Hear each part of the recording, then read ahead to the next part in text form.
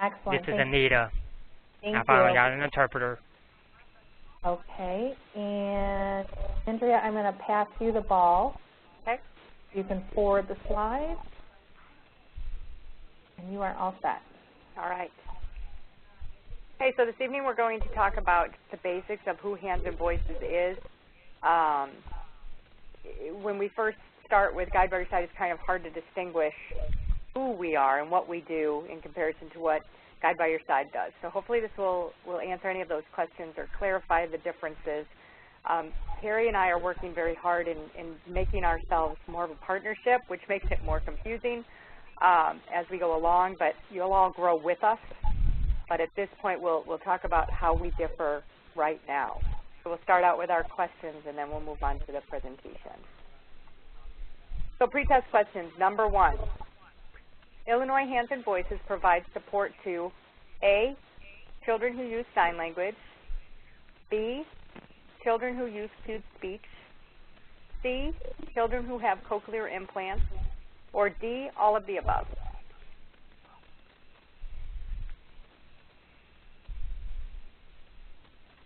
Do I type that in? Oh, never mind.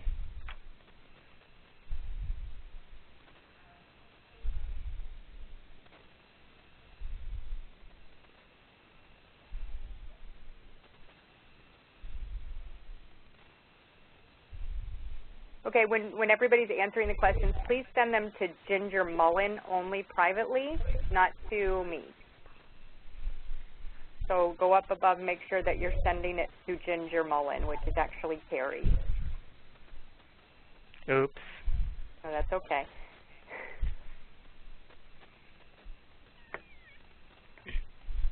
We're ready for question 2. Okay, and for those of you that haven't made it on to view the PowerPoint, you're hearing the questions, just record your answers on the side, and you can email those to me after the PowerPoint is done later on tonight. Okay? Okay, number 2, Guide by Your Side is a product of Hands and Voices, true or false?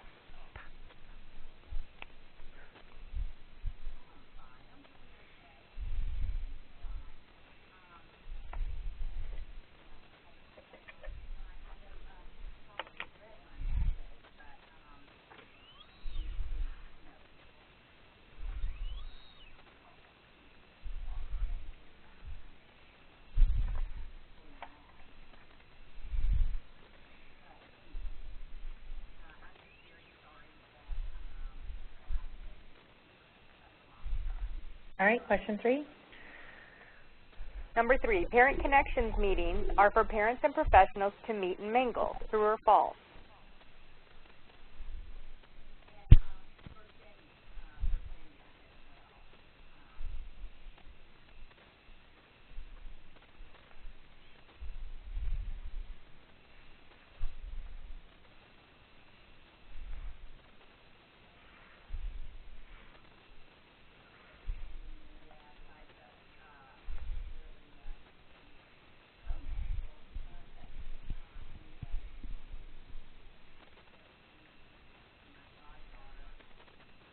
Question 4. Illinois Hands and Voices is driven by A, deaf children, B, professionals, C, school districts, or D, parents.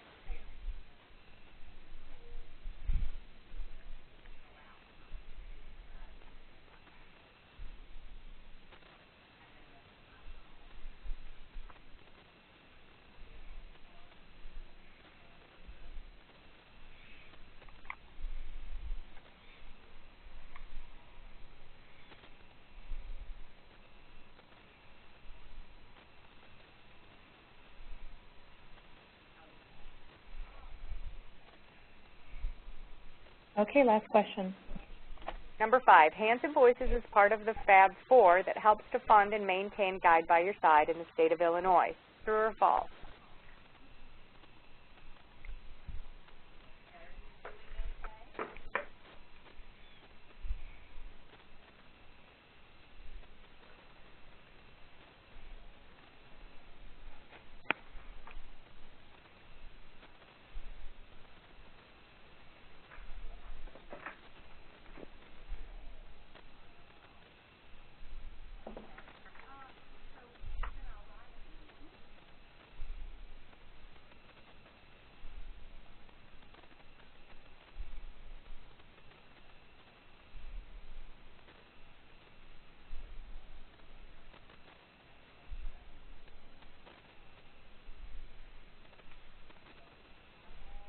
All right, we're ready to move on. Right. So we are Hands and Voices. Most of you, I think all of you know me. I'm the president of Illinois Hands and Voices. We are a 501c3 nonprofit organization. What that means is we are completely voluntary, which provides us state tax exemption and federal tax exemption when doing events and purchasing things for events that we hold for and through Hands and Voices. Okay, so what makes us tick? The most important thing to understand is that we are parent-driven. We generally, our boards consist of majority parents. 80% should be parents. The chairperson, president, executive director of any Hands and Voices chapter is always a parent. It is never a professional. We do have parent-professional collaborative groups that support families without bias about communication modes and methods. One of our #1 beliefs is that there is no communication choice that works for all children who have hearing loss, who are deaf or hard of hearing. We think and we provide families with access to good information that's free from a sponsoring agenda or ideology. So in other words, when we provide any information to families, we are not telling them this is what we think you should do. Very similar to Guide by Your Side. Remember, or one of the things to note is that Guide by Your Side is a Hands and Voices product. It was developed by the corporate headquarters, they call it, of Hands and Voices. All of the theories and the backgrounds and the thought processes for Guide by Your Side are going to be in line with those of Hands and Voices. So we're parent-driven even with Guide by Your Side. Who are the people that are providing the one-on-one support? It's parents. We don't have professionals being parent guides. You have to be a parent. That's the #1 requirement. So that is extremely important within the whole organization. Our quote, which you will see at our booths and everything else, is what works for your child is what makes the choice right. This is our catchphrase. This is our this is what we want people to know us by. When they see this quote, we want people to think of Hands and Voices. In other words, just because something works for me does not mean that it's going to work for the next family. Just even if the children, their audiogram can look exactly the same, they can be doing exactly the same in school, it doesn't make a difference.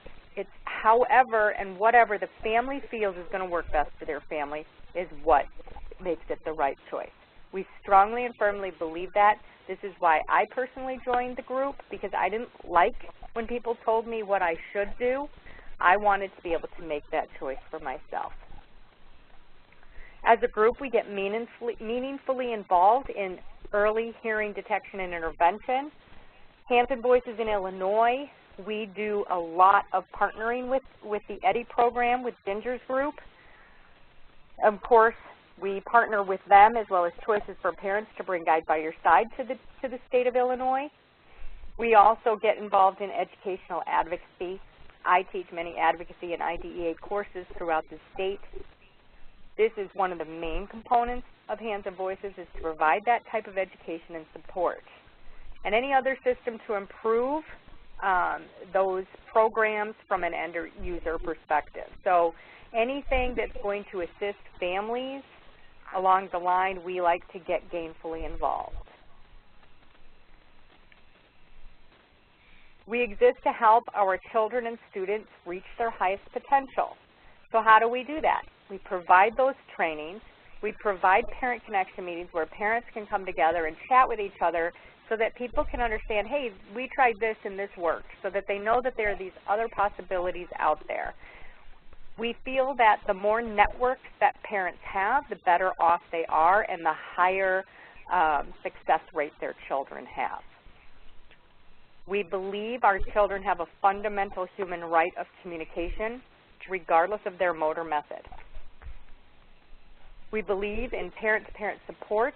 We believe it's a cornerstone for families to find their way. Obviously, the National Hands and Voices started the Guide by Your Side program, and Illinois has implemented it. We've done a very successful job in the state of Illinois. Thanks a lot to Carrie and the hard work that all the parent guides do. This is a huge, huge component. We drive it home every time we talk, probably, how important the parent-to-parent support piece is. It's easier to really get a good, solid picture and more of a down-to-earth view when it's a parent telling you something as opposed to a professional. We promote the life experience and ability of adults who are deaf and hard of hearing to help families ensure success for their own children who are deaf or hard of hearing. Anyone who has been to a Mom's Night In event knows that every year we have successful deaf adults come in and talk to our moms. That is a big component of what we do. So, what are our causes? What's our etiology for Hands and Voices? We're sick of the methodology wars. In Colorado, a tenacious group of Colorado parents and like-minded professionals, they were tired of the status quo for kids, so they started Hands and Voices back in 1992. They were tired of the one-size-fits-all approach or theory, so they said, we're not going to do that anymore. We're going to say, hey, we can all come together and support families. We can all come together and speak. We don't have to segregate ourselves because we've chosen a different method or modality. We're all in this together. Illinois was started by Karen Putt, and we believe in the exact same theories and for the same reasons. The National Hands and Voices quickly grew into a national presence. We have Hands and Voices chapters throughout the country in almost every state, and also internationally in 4 locations. Those started in 2007. So we have autonomy in each state level. We meet as a group quarterly with every state and international chapter. We get on calls so that we're all in this together. We're all running our groups very similarly. We all maintain the values. We all make sure that we are doing things similarly. We also bounce ideas off each other. The last call we had was about a week and a half ago, and we talked about fundraising, and it was an excellent opportunity for us in Illinois to let the other chapters know, hey, we did this walk for hearing. It was very successful. Here's what we did. Now other states can take that and utilize it to raise funds to help their chapters in their state as well. So here are our values. Like I said earlier, we're very parent-driven, and we collaborate on a professional level with as many other professional organizations that we can that work with families with children who share similar values to ours. The non-biased methodology is very important to us, and we try to maintain that with everyone that we work with. Our non-biased communication philosophy is a big value. To have meaningful participation, effective collaboration within agencies, setting high standards in education, and accountability and responsibility. So who do we support and represent? We support kids with mild, moderate, severe, profound, unilateral, conductive, auditory neuropathy, deaf plus, congenital, acquired, or age-progressive hearing loss or deafness. We support kids who speak, kids who sign, kids who do both, kids who cue, kids who are aided or not aided, and kids who have or do not have cochlear implants. We also support and represent the families of these children and the professionals who work with them in all capacities. So how do we support families? We support them with parent-driven support. Guide by Your Side. How do we support the families? It's all parent support. We are going in as a parent telling them, hey, you know what? These choices are difficult, but here's your menu. This is what you have. Here's the information. You get to make that choice. We have programs that are end-user tested. We have products that give equitable, unbiased treatments of all modes and methods. And we have services that acknowledge all the stakeholders. So Guide by Your Side and Hands and Voices, and I think that Carrie's going to go into further detail with this, but Hands and Voices and Guide by Your Side in the state of Illinois work hand in hand with events and activities throughout the state. We try to get both organizations, both groups involved, almost like we're one entity. When you're representing Guide by Your Side, you are also representing Hands and Voices. And when you're representing Hands and Voices, you're also representing Guide by Your Side. Hands and Voices, along with the EDDI program and Choices for Parents, help fund Guide by Your Side program in our state. We are called the Fab Four, and all four of us work together to bring Guide by Your Side to the state. As most of you know, Guide by Your Side and Illinois Hands and Voices worked in partnership for our first annual We're All Ears Family Fun Walk. This was our first big attempt at raising money so that we can maintain Guide by Your Side in the state if by chance we were to lose some partnership funding. We want to be able to have that ability to fund ourselves. So Carrie and I decided to do that program together, and we really went into it as we were one entity. So what does Illinois Hands and Voices do specifically? We have 4 big things that we do in the state of Illinois. One of them is Mom's Night In. We hold 2 Mom's Night Ins annually. One is in Springfield, and one is somewhere in the Chicagoland area. These are overnight retreats for moms or female caretakers who have children with hearing loss. It doesn't matter what method or modality they chose. We do not care about that. We don't ask about that. It's irrelevant. If they are a parent with a child who has a hearing loss, they are more than welcome to come to our Mom's Night In overnight retreat. On Sunday of the overnight retreat, it is open to families, and we typically on that day have a panel of professionals, or we do an educational component to just kind of pull everything in. On the Saturday night of a Mom's Night In, it's all pampering, motivational. There's a 1-hour talk from a deaf professional or a deaf mom who kind of gives you an idea of what their life might have been like, gives you little tidbits of what you could do, things that worked for them, that type of thing.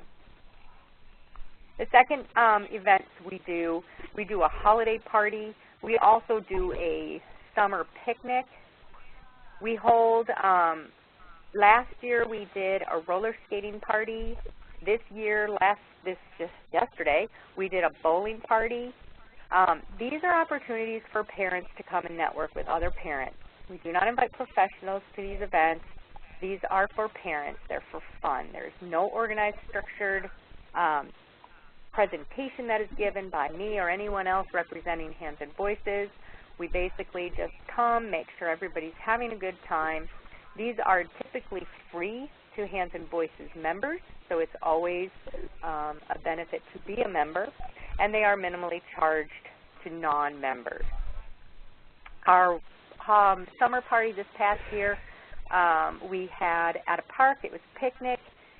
It was a great event. We had games. We had a clown who made balloons and face painted and those types of things. So we have fun activities and events like that.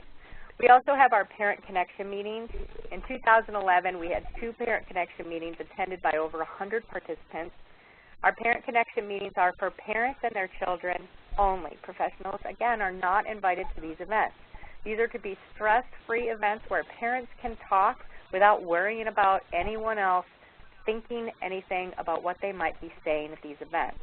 We provide child care at these events so that the children are taken care of and entertained so the parents can speak to each other.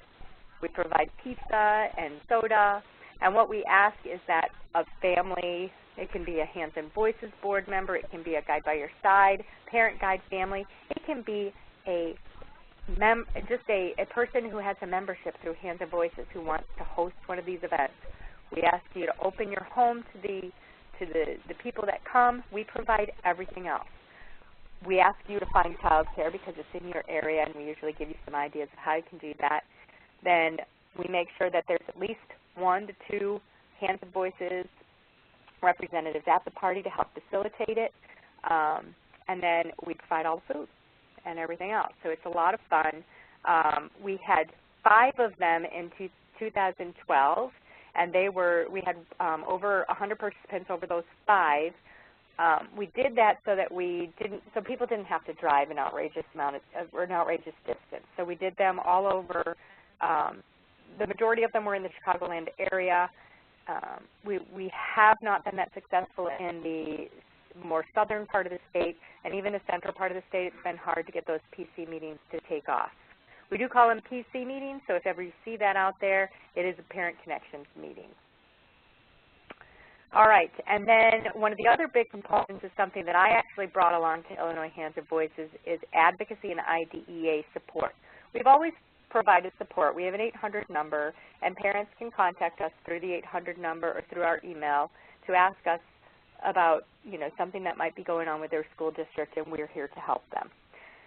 I had designed a program back in 2005 to educate parents on their rights and how to advocate for their child to have a very healthy relationship with their school, to make their child's IEP and educational future just very healthy and strong, that relationship.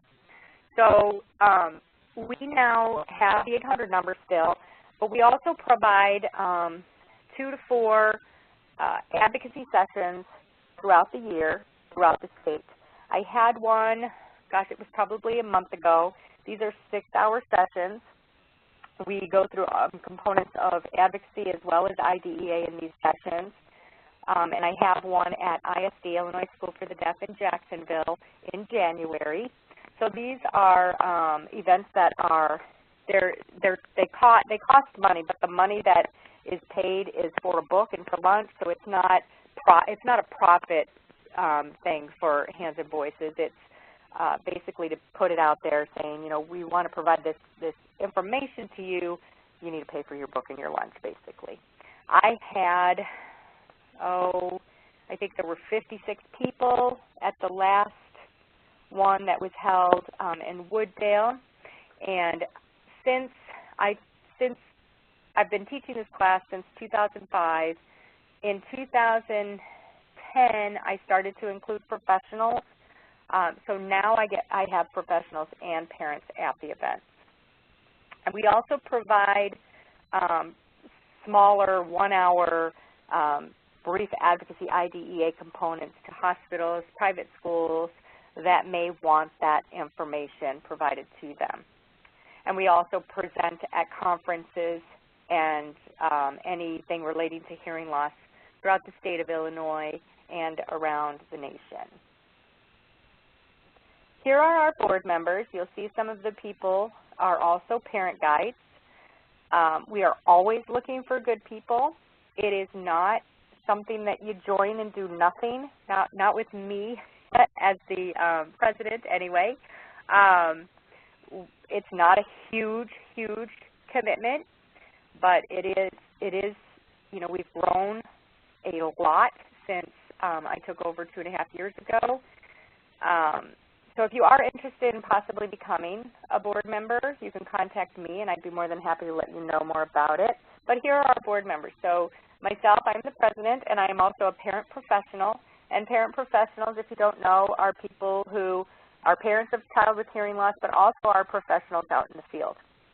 Carrie Pallion is also, she's our Guide by Your Side coordinator on the board, but she's also a parent professional. Jen Ehlers, who is also a parent guide, is our treasurer. Pauline Brannigan, also a parent guide, is our secretary. We have Beth Donofrio, who's a parent. Karen Putz, who's a parent. She was the founding person of Illinois Hands and Voices. Julie Gorney is also a parent. Karen Aguilar and Jill Kelly are professionals on our board.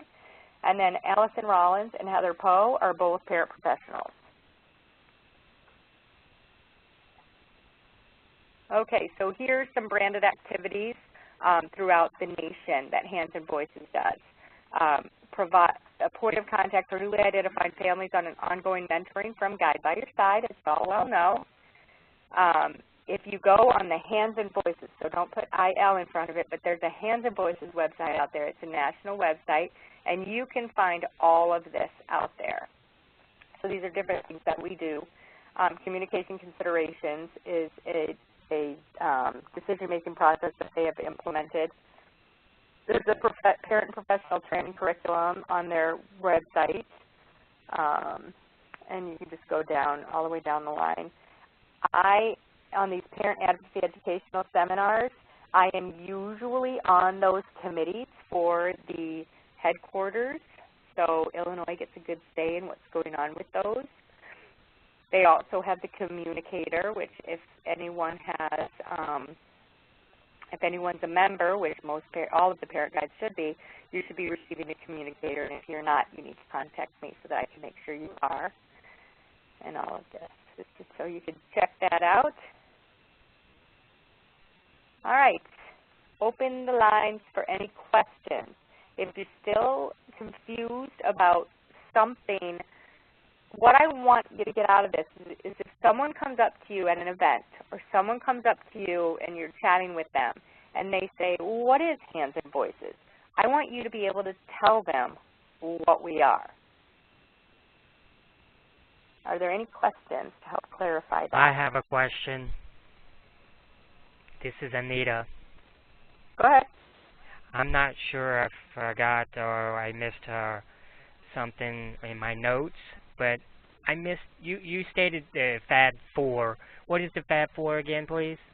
The Fab Four are the 4 organizations in the state of Illinois that fund and support Guide by Your Side. So it's Illinois Hands and Voices, it's Choices for Parents, it's EDDI, the EDDI program, and it's Guide by Your Side. So those are the Fab Four. Okay, but what does Fab mean, F-A-B? Oh, we just called ourselves the Fab Four. It's just a name we coined ourselves. It doesn't mean anything. It's just who we are that brings Guide by Your Side to the state. Okay. It's not a professional thing that you need. Okay. Yeah. Okay. I got it. Yeah, I think, Anita, this is Carrie, and I think it kind of started out as a joke, shortened for fabulous. You know, we were a little giddy. We had a late night meeting, and it just stuck from there. Oh, well, thank you. Now I feel much better. Thank you for the explanation.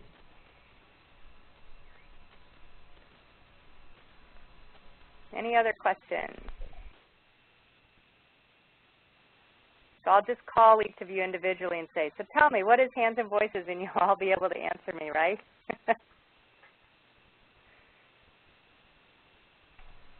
All right. Should we move on, Carrie, to the questions? Yep, that would be great. All right. Here are our post-test questions. Number 1, and remember, please choose Ginger Mullen, who is Carrie, to answer to privately. Number 1, Illinois Hands and Voices provides support to A, children who use sign language, B, children who use cued speech, C, children who have cochlear implants, or D, all of the above.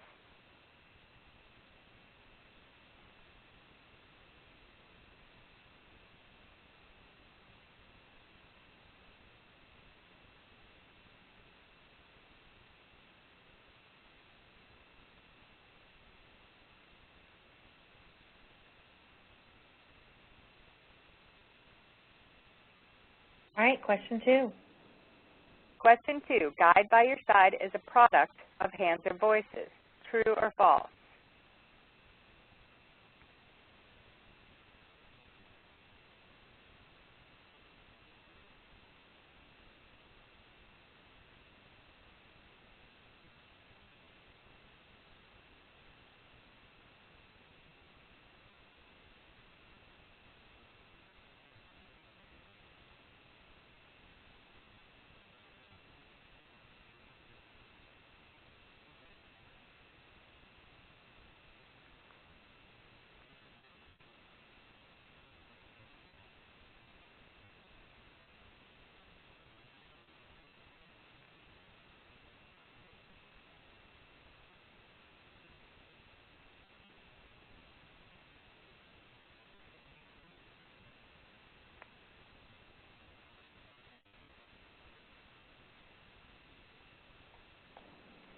Okay, question 3. Number 3, parent connections meetings are for parents and professionals to meet and mingle. True or false?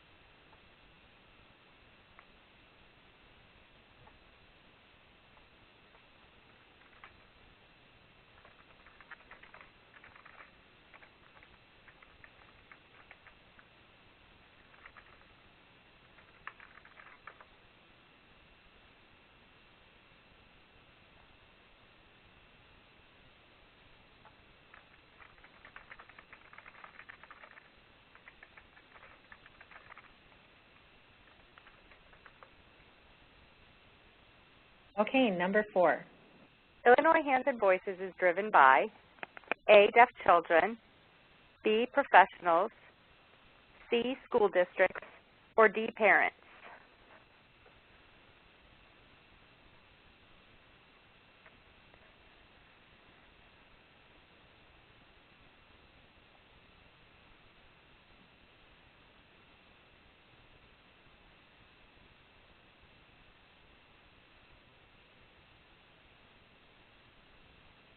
Okay, last question. Okay, number 5. Hands and Voices is part of the Fab Four that helps to fund and maintain Guide by Your Side in the state of Illinois. True or false?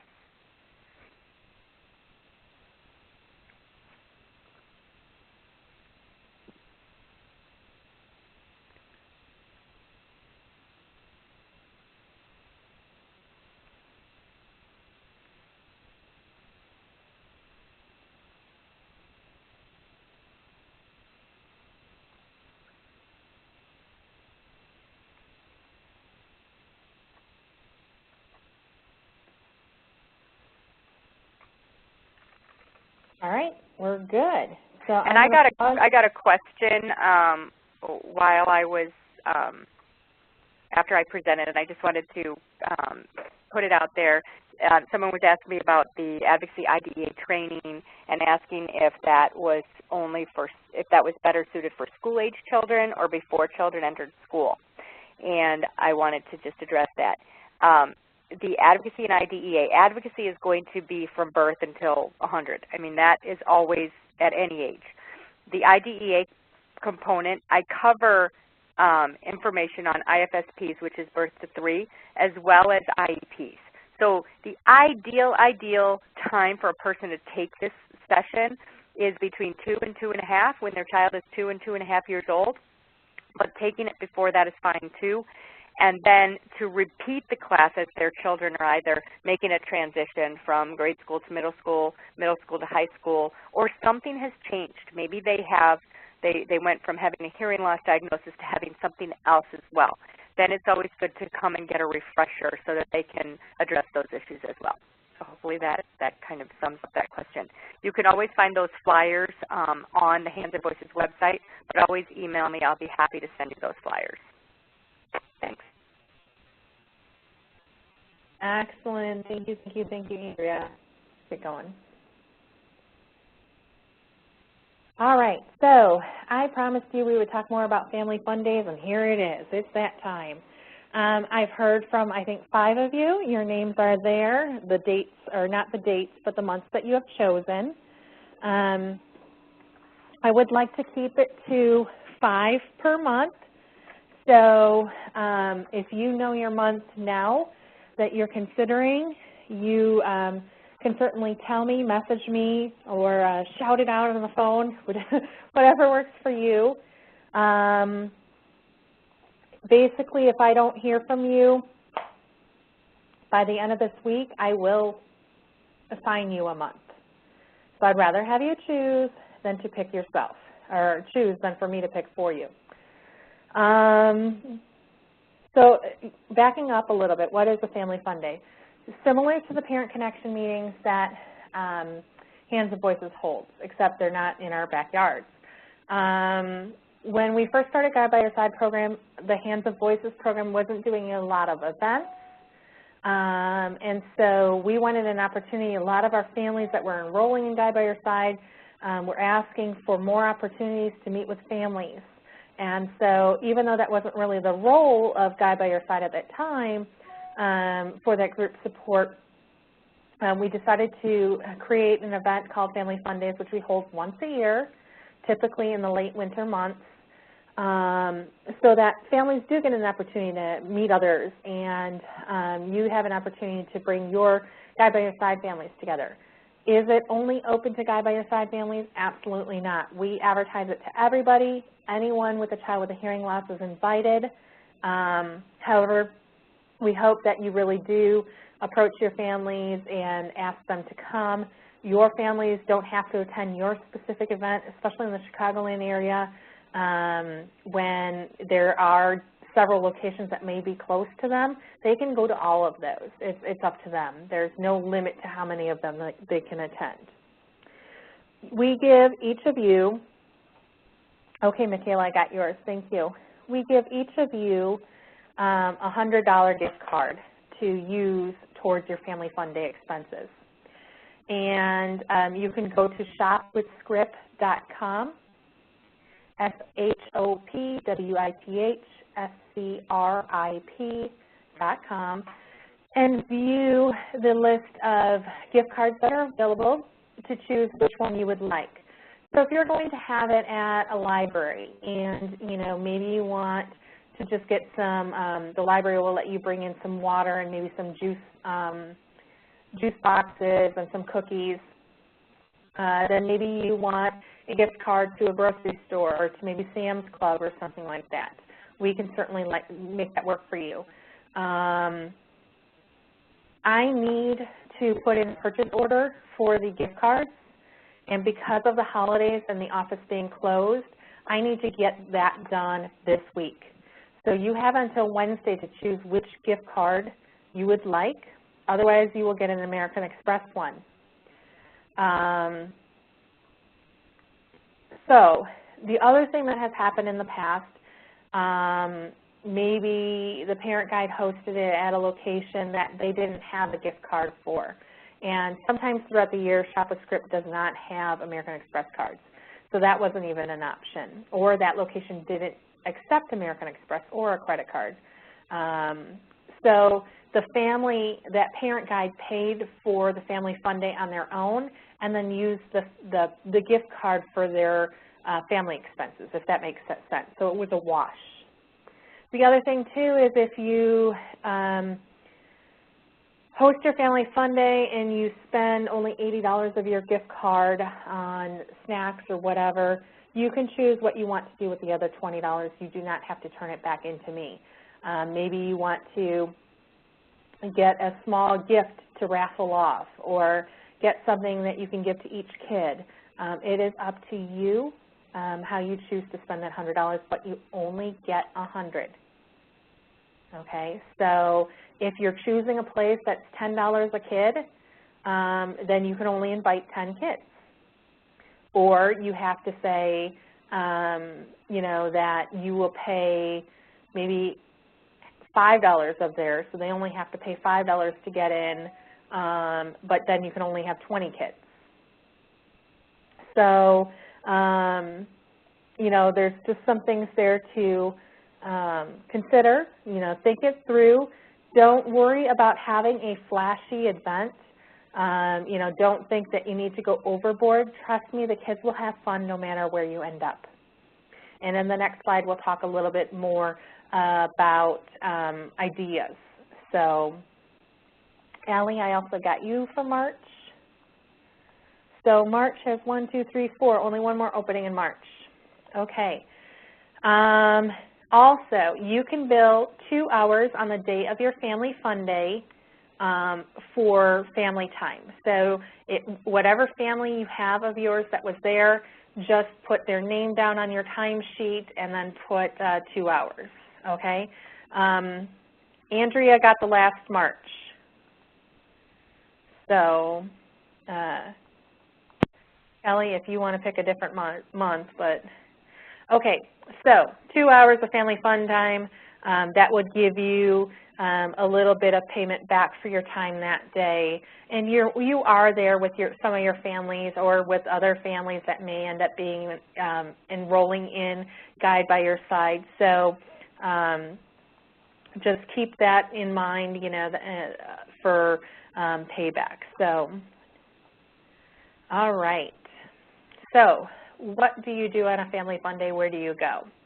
So some suggestions of places that have been done in the past. McDonald's. If your McDonald's has a playland, invite the families there. The kids can hang out in the playland. The families are nice and close. They can hang out and talk. And you can choose to purchase a Happy Meal for the kids or dessert for everyone. You know, you can be flexible with that. A pizza joint or a Pizza Hut. Choose a slower time so that it's not so crowded. You don't have to worry about having tables together. Definitely give these locations a heads up that you're coming. McDonald's you don't necessarily need to worry about. That's typically not an issue. But definitely your pizza location you would want to check out and make sure that they are prepared for you. And then also don't be afraid to ask for a discount or, you know, say, what can you do for me? And explain what you're doing. Local library, this has gone really well. You can bring in a guest to read to the kids, an older adult. You can bring in an older child, have stations set up so that they can do a craft activity at one, maybe coloring at another, and you can have a coloring contest, various things that you can do there. A park district, maybe your local park district has a room that you can use. They might be able to donate to a non-for-profit for that. We certainly have letters, too, that you can provide these locations. If they do make a donation, like a thank you letter that says, thank you for doing this for us, so that they can use that towards text time. But again, setting up at the park district different stations with like carnival type games, you know, bozo buckets, ring toss, and so forth. I did this once. I called a local hot dog joint, and they donated hot dogs for us, and all I had to do is go out and get chips and drinks. You know, so there are definitely possibilities. A local church, again, if your park district is charging you $50, that doesn't leave much for miscellaneous expenses. So, you know, maybe a church would offer you up their location for your event at no cost. Inflatable places have been done. Again, that is very difficult sometimes for various reasons. One, little kids really can't go because kids, you know, under 2, 3 years old sometimes aren't ready for inflatables, and so that kind of like limits your audience. It's noisy, so it may be difficult for parents to talk to each other, and they're costly. So unless you're a magician, that might be something that might be out of our price range, but you never know. And then other local places. Again, trying to think of something that might work for a variety of age groups. Any questions about Family Fun Days? And Kelly, I have you down for February. Krista, I have you down for February. So we have 2 more Februarys and 3 more Januarys left. Carrie, this is Paulina. I have a question. Sure. The last point, it says to try to think of something for any age group, but I don't know if I'm dreaming, but I remember reading somewhere to try and keep it 6 and under because of where the funding's coming from. Correct. However, if you find a place that's flexible enough where older kids could somehow participate, either if you do something like stations of games, you can invite older kids to kind of lead those stations. That's sometimes nice, but definitely you are right. This funding does come from EDI, so we are really geared towards making it a family-friendly event for kids 6 and under. That should be your main focus. Hey, Carrie, this is Krista. I also have a question. I'm thinking about doing like a, what do you call it, a minute to win it family kind of contest. Ooh. And with that, though, I have one family that's not with God by Your Side, but they have an adopted child that is signing only.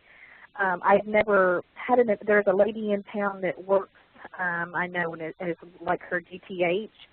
But how much would you need to pay? I was thinking maybe have her come so the parents could relax a little bit and not feel like they're her interpreter. Having the lady that works with her come in town and then maybe do like signing a book, you know, because she's very animated. But then how much do you think that I would need to pay her? Is she an actual interpreter, or is she just a teacher or a therapist? Well, I imagine, I don't know how much interpreting she does around here. I know she's very fluent. I know where she lived before she did lots of different things. But she mostly is an educational, you know, DTH. I want to go on this in both levels. One thing, we can provide interpreters, so if that is something that you need. And on the flyer that I create for your event, I specifically put in there a due date for interpreter requests. So, and that would be handled through Annexter, and we'd set that up if that was something that a family requested. So that's part one. Part two, if a family is open, for instance, maybe you do have somebody that you know that could interpret, and they were available to come and do that, you would just need to okay that with the family, if that would be okay, or if they would want a licensed interpreter. So that's the other half of it. And if that was the case and you approached this individual, I would just say to you, I said, you know, maybe say something that we would like you to, the family would like you to be there, or, you know, I think that would help the family if you were there to provide, you know, interpreting for them. I have a limited budget, however, I would like to, you know, give something back to you to thank you for your time and your commitment to this family. What would you like? And see what they say. Okay. So, Carrie, yeah. And can I make a comment? I hosted a family fun day last year down in Bourbonnais, and it was actually done in conjunction with the DTH down there. And we had asked, you know, could some of the DTHs come and serve as interpreters, and one of them brought up that they are not allowed to do that, so just be aware of that. And so we ended up having to get an interpreter for the event. Okay. Thank you, Pauline. Another question that popped up in the chat box is if you get to pick the weekend of the event. Absolutely. That's why what I'm doing right now is I'm just making sure that our months are even, because what I do is I create a flyer for each month. And so that month has the 5 locations that are happening that month. And then we blast that out to our professionals and families with your contact info for those families to get in touch with you and RSVP. So not only do I create a personal flyer just for your event that you can share with your families or local programs, but we do have the January flyer, the February flyer, and the March flyer, which has gone very well. So yes, the sooner you can pick your dates, the better. The folks in January, I need your dates like yesterday because the sooner we get those flyers ready and out, the easier it'll be and more time for families to RSVP, especially if you're considering picking one of the very first weekends or second weekends of January. Then we're less than a month away. So sooner than later. And I will hound you. All right, any other questions on Family Fun Days?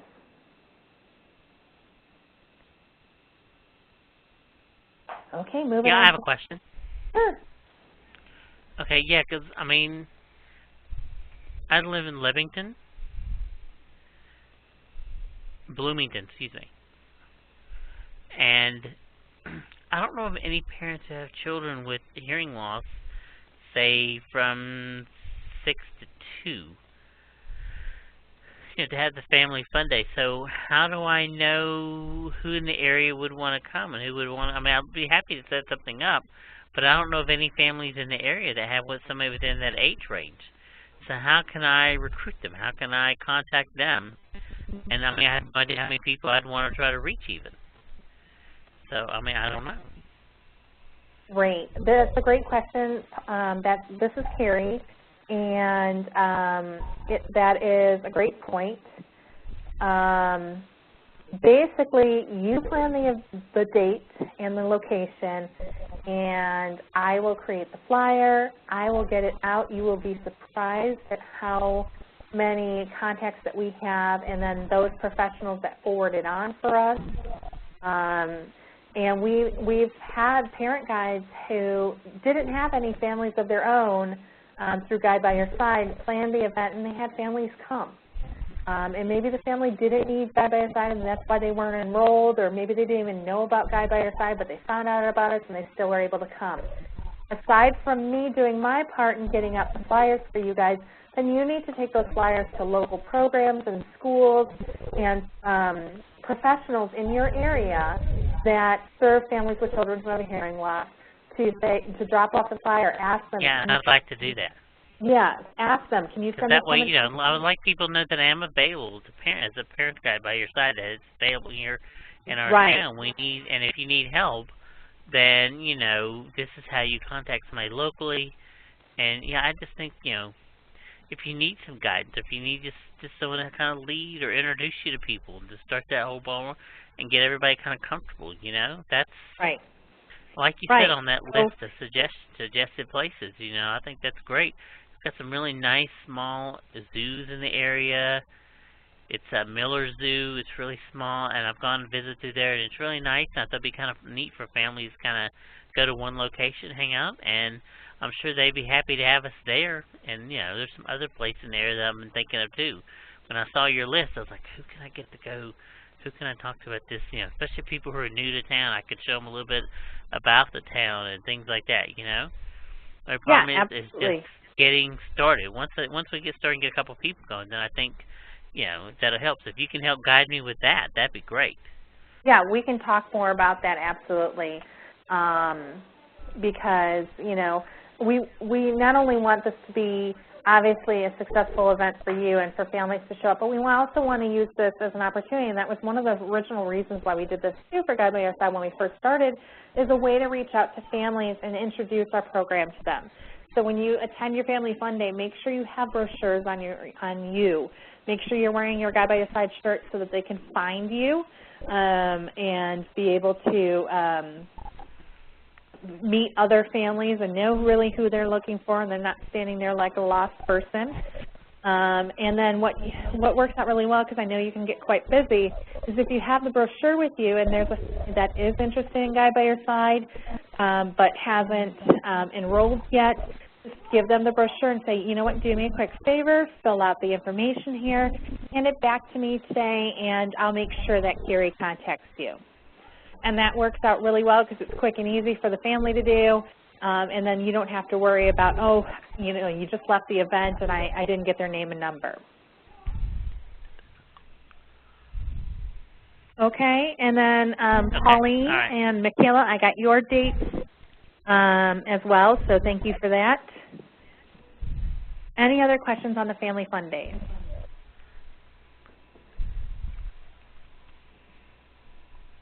Okay, let's see. Oh, Parent Guide asked me, they said they weren't really computer savvy and they weren't even sure how to open a PowerPoint. So they get to the professional's office to do the presentation and they pull the PowerPoint up on their screen, but they're not really sure how to make it into a slideshow.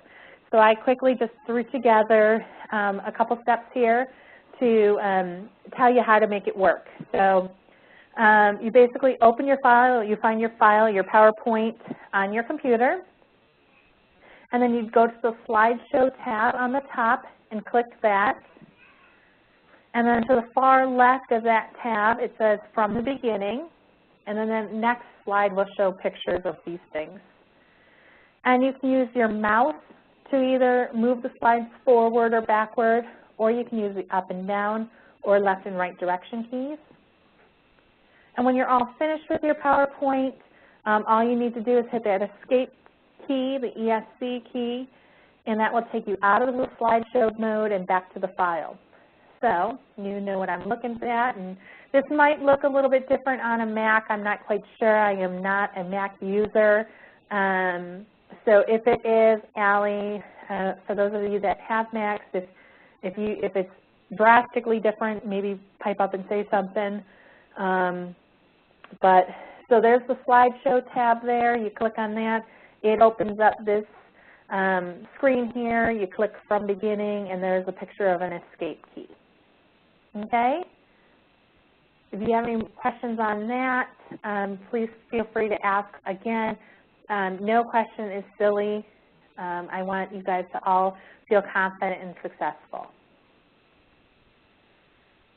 Okay, another thing that we had started probably, I don't know, 6 months ago, so before I think some of the new parent guides came on board, was our Send Out Cards program. And this is actually a fundraiser for our Illinois Hands and Voices group. We do have an account for Guide by Your Side where we can send out cards to our families and professionals. So I wanted to refresh everyone's mind on this. Not everyone sends out cards. There are a few parent guides that do, but not everyone. It is okay to do this. We have an account where we get like 20 cards a month. So if we don't use it, then we just got a lot of card credits and that we're paying for, and that's not going to really help anyone. So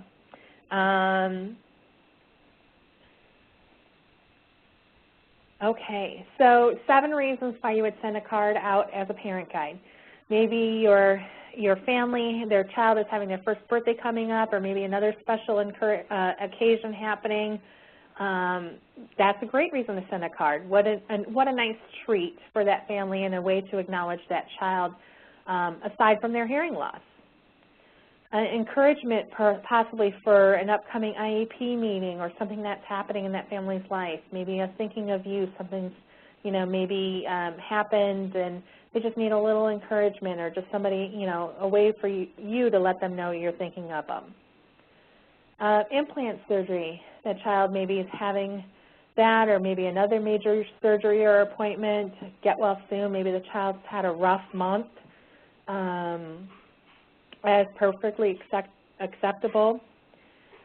Maybe you can't get in touch with your family anymore. They're not returning your calls. Their phone is disconnected. When a card comes in the mail, it sticks out from those bills. So the chances of them opening it are greater than just a regular business envelope. So this has worked really well for us.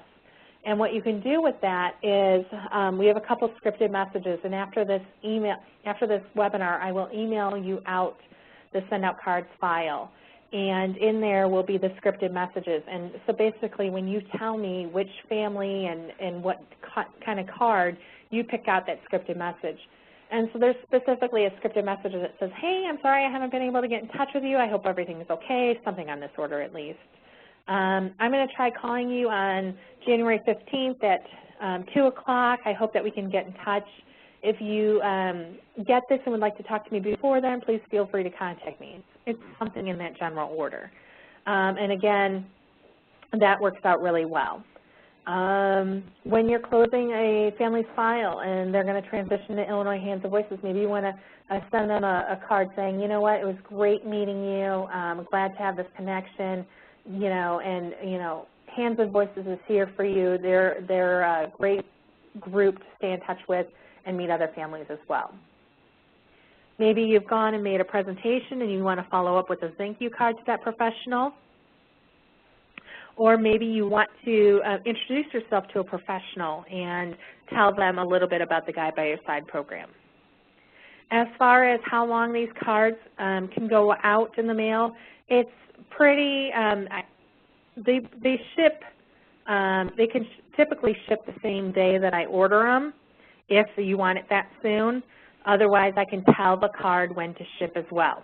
So if you tell me 2 weeks from the child's birthday, you tell me what date the birthday is, I can request the card to be sent out around the date of the birthday.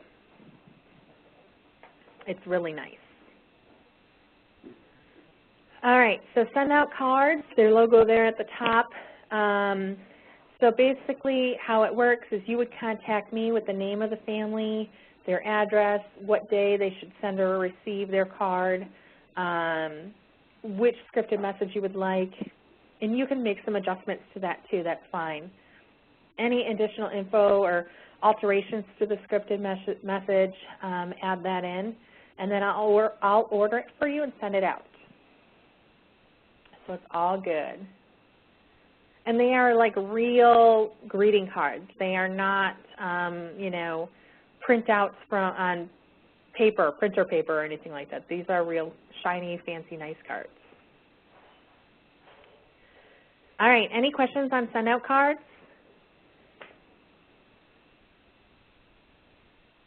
All right, we have 2 more slides, 8, 9, 10, 3 more slides, sorry, 2 more after this one to go.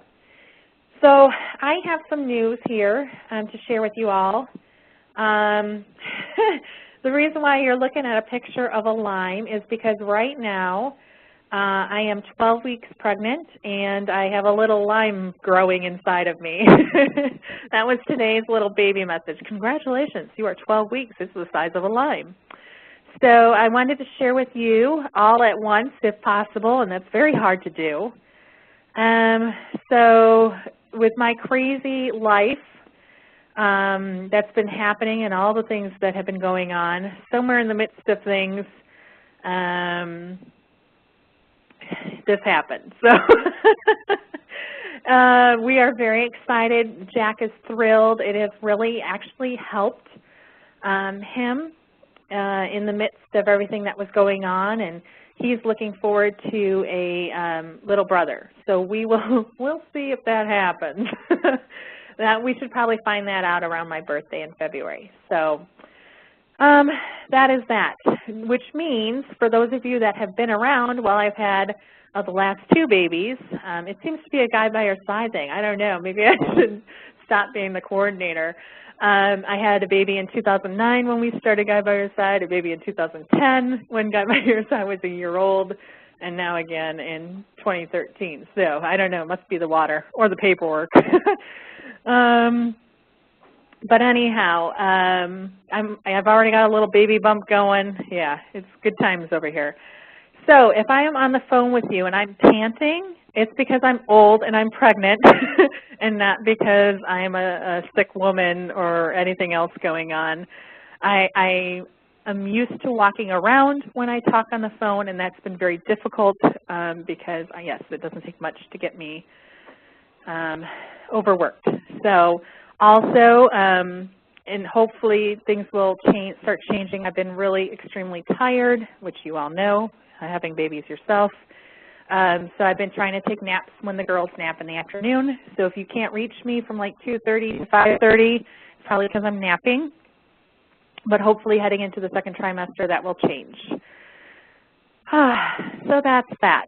Now, moving on to the next piece of things, because of that, I'm not quite sure what our 2013 training looks like. I am forced to take a maternity leave for 6 weeks, which I know is definitely needed.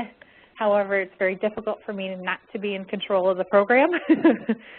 In the past, Karen Aguilar has taken over while I've been on maternity leave. I'm not quite sure if that will be what happens this time around, but we've got time to figure that out. To plan a training before I have the baby is kind of crazy. So I'm not anticipating a training before June. My C-section date is June 19th, so that will be the day the baby will come.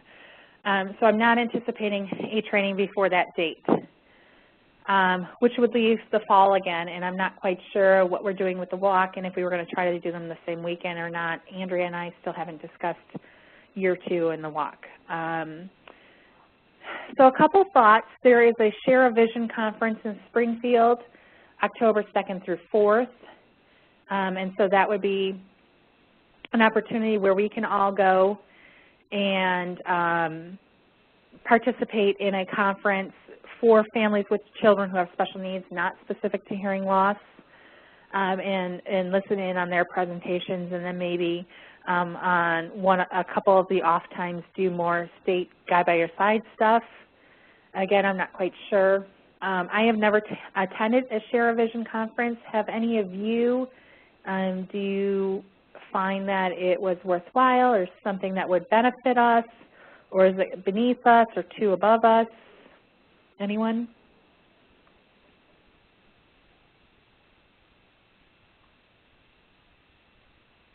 Okay. Well,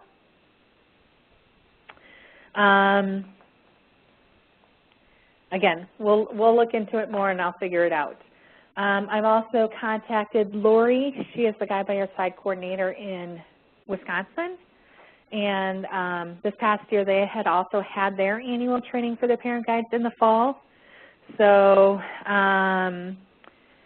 contacted her to see if she had chosen a date for 2013 yet, and if she'd be open to us maybe crashing her training. So that may be a possibility as well, or waiting until 2014. So I'm just throwing that out there. I don't know what's happening yet, but I've got a couple ideas. If you have any suggestions, I would love to hear them. Okay? And let's see, last slide. Oh, just some reminders. Progress notes are coming up January 1st. So if you have any Guide by Your Side families, you should be turning in a progress note report for them, your notes that you took in the last quarter after January 1st. We are going to start working on the next newsletter. I'm going to send out an email to parents and professionals for articles. I've already got quite a few submissions. We want it to go out in January. I do need a kid spotlight. So maybe one of your kiddos with a hearing loss out there has done something pretty cool, fantastic, and they would like to share. Maybe they're involved in a group, something.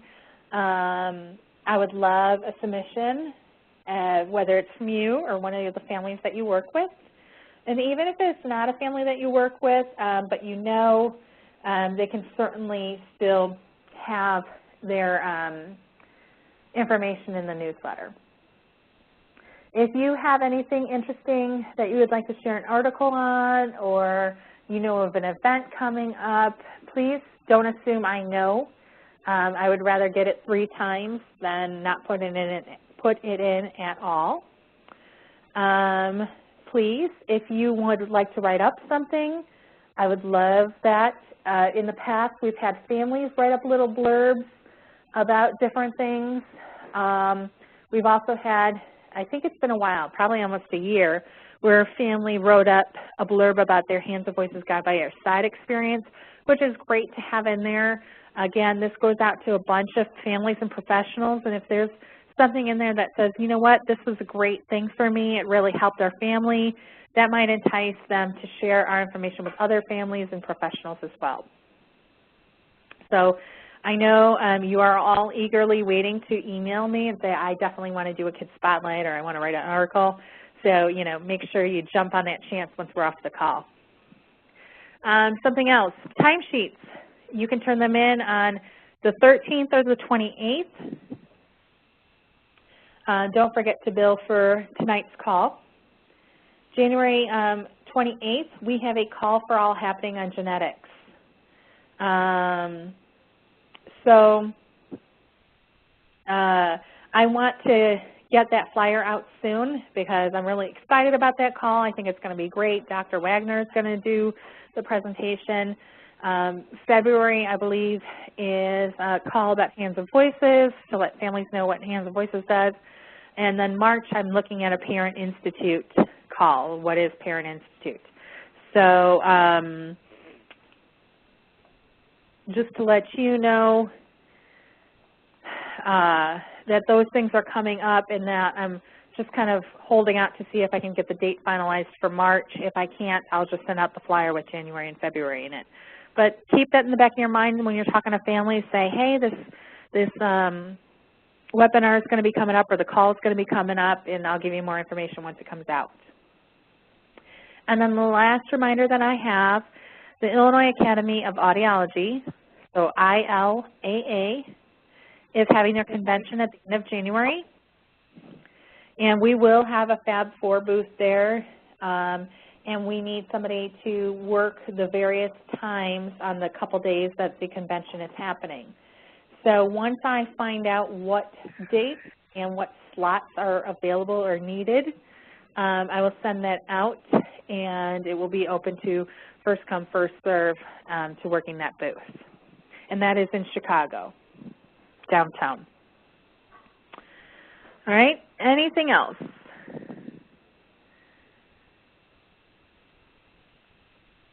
I better make sure that's my last slide. Yes, it is. Okay. Phew. All right.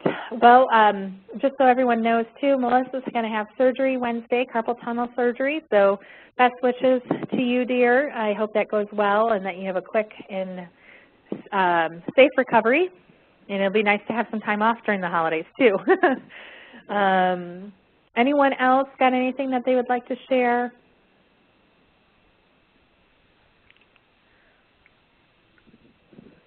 Okay. Well, thanks all for being on the call tonight. Sorry we went on a little bit longer, but you know what? It wasn't a brain-draining evening, hopefully. All right. Thank you all for being on the call, and I'll be talking with you soon.